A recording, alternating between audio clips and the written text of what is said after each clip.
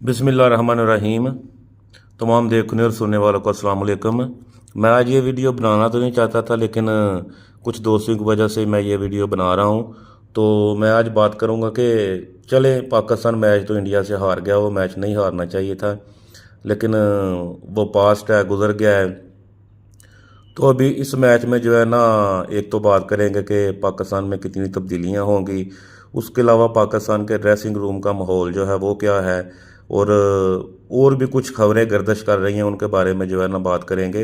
तो सबसे पहले जो है ना, पाकिस्तान की टीम में काफ़ी लोग कह रहे हैं कि दो चेंजेस होंगी, लेकिन दो चेंजेस नहीं होगी। पाकिस्तान की टीम में सिर्फ एक ही चेंजेस होगी, और वो सैम अयूब की शक्ल में है।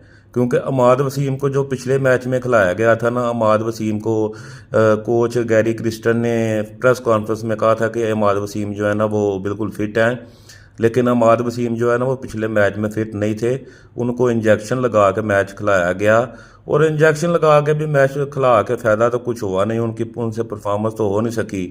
तो अगर उन्होंने परफॉर्मेंस की नहीं तो सैम अयूब को खिलाया होता तो शायद, ये अगर मगर की बातें हैं, लेकिन अगर एक इंजर्ड प्लेयर है तो उसको खिलाने का कोई फ़ायदा, आप सब समझते हैं कि कोई फ़ायदा नहीं होता। तो अमाद वसीम को नहीं खिलाना चाहिए था, उसकी जगह जो है ना फिट प्लेयर को खिलाना चाहिए था।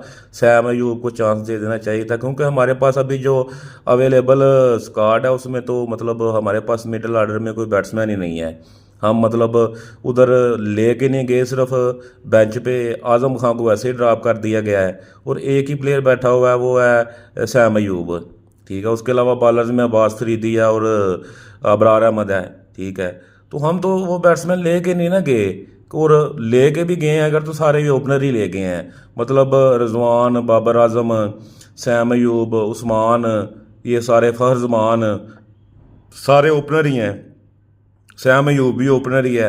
मतलब हमारे तो जो चार पांच पहले बैट्समैन है सारे तो ओपनर हैं, हम लेके ही नहीं गए कोई मिडल ऑर्डर का बैट्समैन। तो पहली तो बात है कि पाकिस्तान की सिलेक्शन ही, ये सारी जो है ना टीम की सिलेक्शन ही गलत है। तो उस दिन गुस्सा था, और गुस्से में हमने कप्तान को भी सबको गलत कहा। लेकिन चलें, इसमें सिर्फ कप्तान का कसूर नहीं होता या टीम का कसूर नहीं होता, इसमें मैनेजमेंट सब बातें हैं, सारी सिलेक्शन।